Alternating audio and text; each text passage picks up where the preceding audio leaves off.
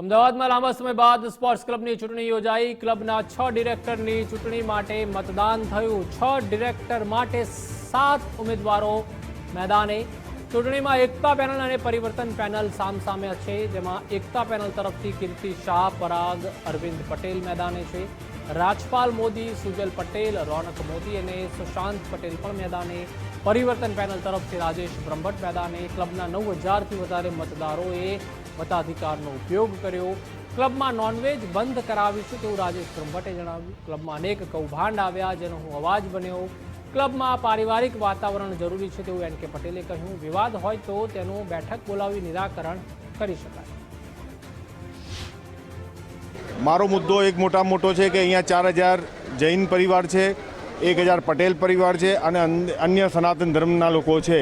તે એના માટે થઈને મેં નોનવેજ બંધ કરો એવી મેં વારંવાર વિનંતી કરી હોવા છતાં આ લોકો કરતા નથી। તેમની દાદાગીરી છે, એની સામે મેં મારો અવાજ ઊંચો કર્યો છે।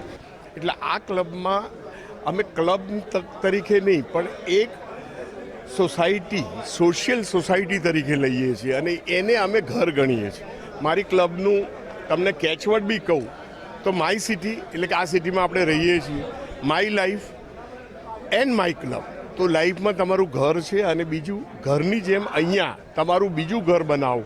અને તેથી જ અમે લોકો અમારી ક્લબને ક્લબ વિથ ધ ડિફરન્સ કહીએ છીએ। એટલે નાના મોટા કોઈ સૂચનો, કોઈ વિવાદો કે કંઈ પણ હોય તો એ અમારા ઘરની બાબત છે અને ઘરમાં બેસીને જ અમે એનો ઉકેલ લાવીએ।